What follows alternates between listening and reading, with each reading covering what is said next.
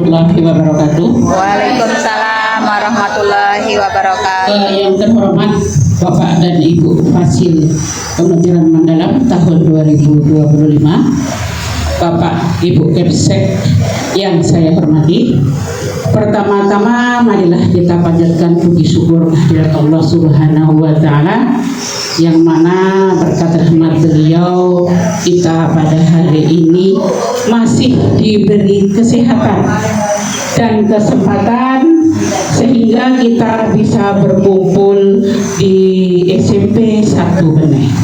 Perlu Bapak Ibu ketahui bahwa nikmat sehat dan kesempatan adalah nikmat yang terbesar yang kita peroleh. Karena apa? Karena kesempatan yang ada pada saya adalah pada terakhir ini. Oleh sebab itu, itulah nikmat yang terbesar untuk kita semua. Selanjutnya, selawat beriring salam, marilah sama-sama kita haturkan kepada junjungan Nabi besar kita Muhammad SAW, yang mana Bapak Ibu Kepsek yang hebat. Tidak saya masukkan bapaknya, karena apa? Karena Bapak Kepsek sudah hebat-hebat. Ibu Kepseknya yang saya sebutkan, kita sedikit ke belakang, kita sedikit mengingat jauh sebelumnya, di mana kita sebelum ini ya, kita sebagai ibu-ibu selalu mendengungkan bahwa kita bisa berdiri sejajar dengan kaum pria adalah berkat emansipasi wanita dari ibu kita Kartini. Tetapi pada dasarnya Bapak Ibu perlu kita renungkan pada hari ini, jauh sebelum itu Bapak emansipasi dunia kita adalah Nabi besar kita Muhammad SAW. Makanya mari bersama-sama, tidak henti-hentinya selalu kita berselawat kepada beliau dengan mengucapkan Allahumma sholli ala Muhammad wa ala ali Muhammad. Saya perkenalkan, nama saya Siti Fadriyah, asal sekolah SMP Negeri 2 Logas Tanah Darat. Ya, slogan yang selalu didengungkan dari SMP 2 adalah bersama kita istimewa semua. Karena kekompakan adalah merupakan keistimewaan yang terbagus di sekolah kita bersama. Baik, selanjutnya pada hari ini saya akan menyampaikan presentasi, yaitu penyelarasan visi dan misi tujuan sekolah dan observasi kelas. Latar belakang dari visi misi dan tujuan sekolah, yaitu setiap sekolah perlu memiliki visi misi dan tujuan yang selaras agar arah pengembangan sekolah jelas dan terukur. Ditemukan adanya ketidaksamaan pemahaman antara guru dan tenaga kependidikan mengenai makna serta implementasi visi dan misi sekolah. Selanjutnya, kondisi ini mendorong perlunya proses refleksi bersama dan inquiry kolaboratif untuk memperkuat penyelarasan visi, misi, dan tujuan sekolah. Melalui pendekatan kolaboratif diharapkan muncul komitmen bersama seluruh warga sekolah. Dan tujuan program yaitu menumbuhkan kesamaan persepsi seluruh warga sekolah terhadap makna dan arah visi misi serta tujuan sekolah. Yang kedua, memastikan visi dan misi sekolah terintegrasi dalam seluruh program kerja, kegiatan pembelajaran, dan budaya sekolah. Yang ketiga, membangun komitmen bersama antara kepala sekolah, guru, tenaga kependidikan, dan peserta didik dalam mewujudkan visi sekolah. Yang keempat, mengembangkan kepemimpinan kolaboratif dan reflektif melalui proses inquiry untuk memperkuat keselarasan arah sekolah. Dari hasil yang diharapkan yaitu akan tersusunnya dokumen visi dan misi dan tujuan yang selaras, terwujudnya kesamaan persepsi dan komitmen warga sekolah, dan terbentuknya budaya kerja berorientasi mutu. Menunjukkan perlunya penyegaran pemahaman serta pembaharuan dokumen dan tujuan sekolah. perencanaan, menyusun rencana pelaksanaan melalui rapat melibatkan guru, kepala sekolah, membahas materi, fasilitator, dan jadwal. Untuk pelaksanaan yaitu keselarasan visi dan misi melibatkan seluruh guru, tenaga kependidikan, dan dalam diskusi kelompok untuk meninjau dan merumuskan dokumen baru. Evaluasi menunjukkan peningkatan pemahaman dan komitmen warga sekolah terhadap arah tujuan sekolah. Di sini ada linknya untuk melihat foto dan video kegiatan sosialisasi visi dan misi tujuan. Jadi dirangkup jadi satu, dijadikan sebuah di satu, jadikan link untuk melihat video maupun dokumentasinya. Baik, langsung akan saya sampaikan visi dan misi tujuan sekolah. Sebenarnya visi yang lama ini, Bapak Ibu, ini juga belum lama kami buat. Di mana visi ini sebelumnya sekitar 5 tahun yang lalu, sebelum yang ini, yang visi lama ini, itu setelah sekitar 7 tahun visi tidak berubah, 5 tahun belakang ini, ketika itu ada guru penggerak di sekolah saya, yang waktu itu kepala sekolahnya Ibu Liza Lona, dengan Ibu Fasilitator Ibu Hasimur, mengarahkan untuk merubah visi dan misi sekolah. Setelah berjalan sekitar 4 tahun, sekitar setahun yang lalu, saya rubah kembali visi dan misinya, yaitu terwujudnya peserta didik yang berprestasi, santun, mandiri, dan agamis, serta berwawasan lingkungan.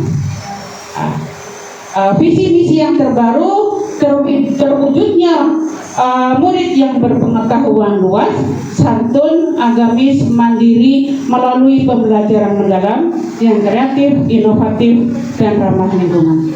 Sebenarnya Bapak Ibu, visi misi yang baru dan lama itu tidak mengalami perubahan yang signifikan, ya, hanya ada penambahan karena hampir sama, ya. Jadi kami bukan merubah namanya, menyempurnakan. Nah, karena adanya pembelajaran mendalam ini kami sempurnakan dengan dimensi profil kelulusan, ya. Jadi antara yang lama dan yang baru tidak sama.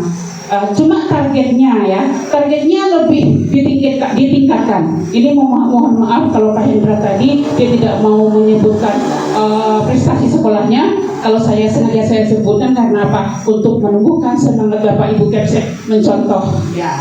Di mana SMP 2 LTD dengan visi yang lama pada tahun 2024 bisa menciptakan atau menghasilkan atau mengantarkan siswanya untuk ke SMA Pintar sebanyak 7 siswa, yaitu terbanyak di Kuansing untuk tingkat SMP. Itu dari visi yang lama. Maka untuk visi yang baru ditambah dengan berpengetahuan luas, di mana visi yang sebelumnya tidak ada berpengetahuan, ya. Ya, kalau yang lainnya hampir mirip.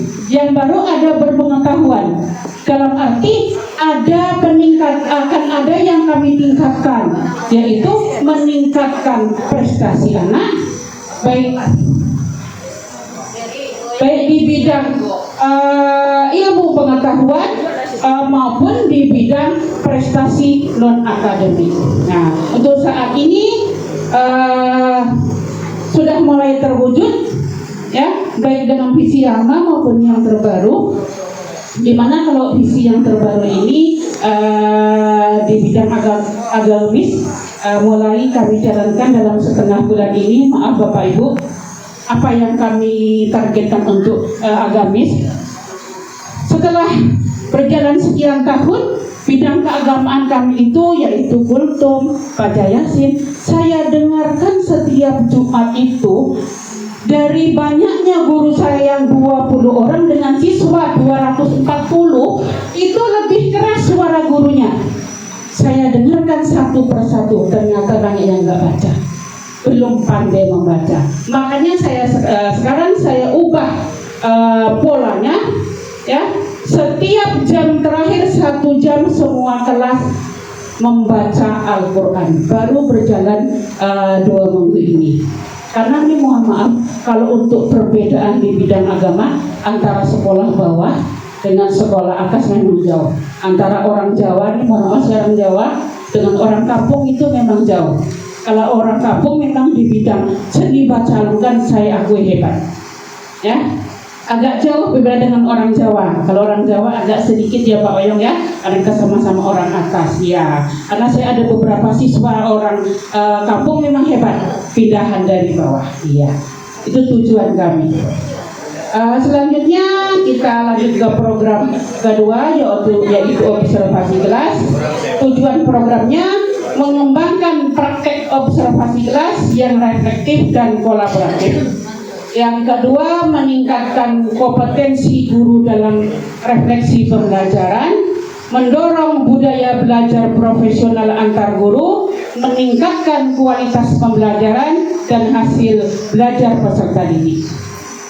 Hasil yang diharapkan yaitu guru mampu melaksanakan observasi kelas dengan inquiry kolaboratif, terbentuknya komunitas belajar yang efektif, meningkatnya kualitas proses dan hasil belajar peserta didik. Ini misi yang lama. Misi yang lama dengan yang baru itu hampir sama, karena visinya juga tidak terlalu banyak perubahan, makanya misinya juga tidak banyak perubahan ya. Jadi misi yang baru mewujudkan murid yang memiliki pengetahuan komprehensif dalam berbagai bidang, baik akademik dan non-akademik. Membiasakan murid melakukan praktek baik dan penguatan karakter yang mewujudkan sikap santun sehingga memiliki budi pekerti.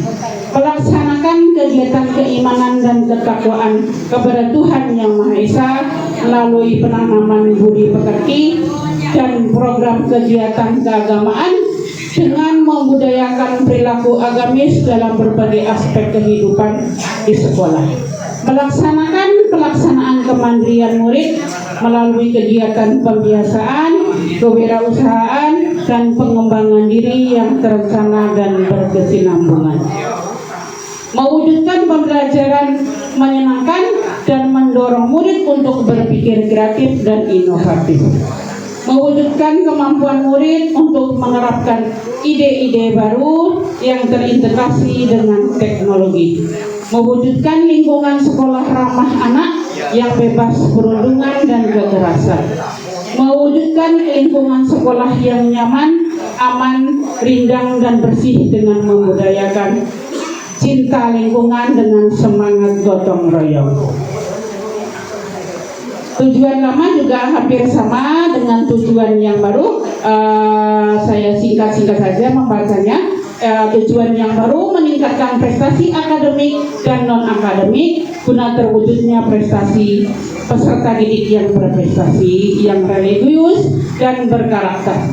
Meningkatnya perolehan prestasi peserta didik dalam berbagai lomba akademik maupun non-akademik.